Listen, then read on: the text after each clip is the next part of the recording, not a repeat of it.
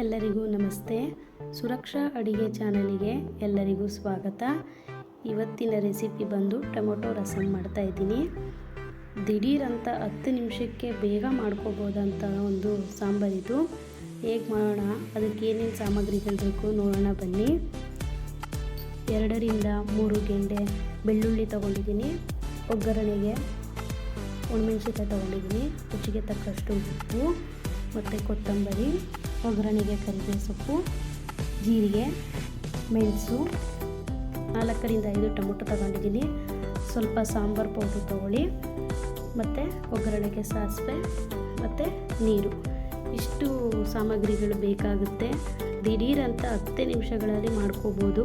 ಮತ್ತು ಇದನ್ನು ಹೇಗೆ ಮಾಡೋದು ಅಂತ ನೋಡೋಣ ಬನ್ನಿ. ಇವಾಗ ಒಂದು ತಪ್ಪಲಿಗೆ ನಾನು ನೀರು ಹಾಕೋತಾ ಇದ್ದೀನಿ. ಇದಕ್ಕೆ 4 ರಿಂದ 5 ಟೊಮೊಟೊ ಹಾಕೋತಾ ಇದ್ದೀನಿ. ಟೊಮೊಟೊ ಎಲ್ಲ ಚೆನ್ನಾಗಿ ಬೇಯಬೇಕು. ನೋಡಿ, ಇವಾಗ ಟೊಮೊಟೊ ಬೆಂದಾಗಿದೆ. ಇವಾಗ ಒಂದು ಜಾರಿಗೆ ಬೇಯಿಸಿಟ್ಕೊಂಡಿರೋ ಟೊಮೊಟೊನ ಹಾಕೋತಾ ಇದ್ದೀನಿ.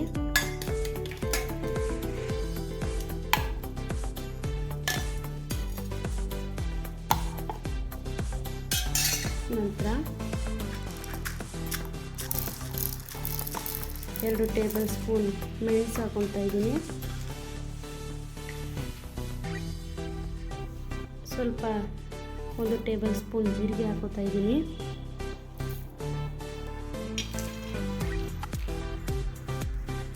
ಬೆಳ್ಳುಳ್ಳಿ ಹಾಕೋತಾ ಇದ್ದೀನಿ.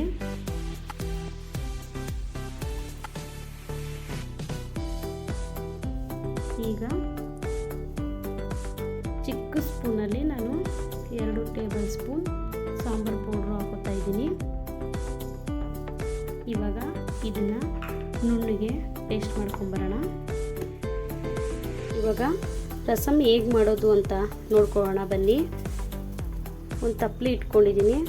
ಅದಕ್ಕೆ 1 ಟೇಬಲ್ ಸ್ಪೂನ್ ಆಯಿಲ್ ಹಾಕ್ತಾ ಇದ್ದೀನಿ. ಎಣ್ಣೆ ಸ್ವಲ್ಪ ಬಿಸಿ ಆಗಲಿ. ಇವಾಗ ಎಣ್ಣೆ ಬಿಸಿಯಾಗಿದೆ. ಇದಕ್ಕೆ ಸಾಸಿವೆ ಹಾಕೋತಾ ಇದ್ದೀನಿ, ಮತ್ತು ಜಜ್ಜಿಟ್ಕೊಂಡಿರೋವಂಥ ಬೆಳ್ಳುಳ್ಳಿ ಹಾಕೋತಾ ಇದ್ದೀನಿ. ಒಗ್ಗರಣೆಗೆ ಒಣಮೆಣಸಿನ್ಕಾಯಿ ಹಾಕೊತಾ ಇದ್ದೀನಿ.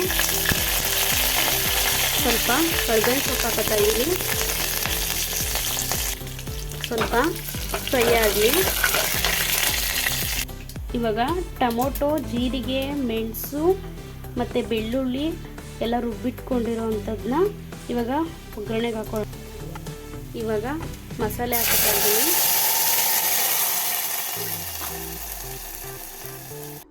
ಇವಾಗ ಜಾರ್ ತೊಳೆದಿಟ್ಕೊಂಡಿರೋ ನೀರನ್ನ ಹಾಕ್ತಾ ಇದ್ದೀನಿ. ಮತ್ತು ರುಚಿಗೆ ತಕ್ಕಷ್ಟು ಉಪ್ಪನ್ನ ಹಾಕ್ತಾ ಇದ್ದೀನಿ. ಇದನ್ನೆಲ್ಲ ಹಾಕಿ ನಿಮಗೆ ಎಷ್ಟು ನೀರು ಬೇಕೋ ಅಷ್ಟು ನೀರನ್ನ ಕೊಟ್ಕೋಬೋದು. ಸ್ವಲ್ಪ ಕುದಿಯಕ್ಕೆ ಬಿಡೋಣ ಇದನ್ನು. ಇವಾಗ ಇದಕ್ಕೆ ಕಡೆಯದಾಗಿ ಕೊತ್ತಂಬರಿ ಸೊಪ್ಪನ್ನ ಹಾಕ್ತಾ ಇದ್ದೀನಿ. ಇವಾಗ ರಸಮ್ ರೆಡಿಯಾಗಿದೆ. ಈ ರೀತಿಯಾಗಿ ಬರುತ್ತೆ. ಬಿಸಿ ಬಿಸಿ ಅನ್ನಕ್ಕೆ ತುಪ್ಪ ಹಾಕೊಂಡು ತಿಂತಾ ಇದ್ರೆ ಹಿಂಗಿರುತ್ತೆ ಗೊತ್ತಾ. ಇವಾಗ ರಸಮ್ ರೆಡಿಯಾಗಿದೆ.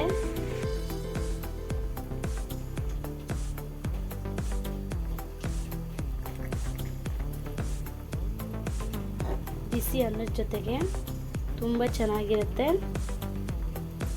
ಒಂದ್ಸಲ ಟ್ರೈ ಮಾಡಿ ನೋಡಿ.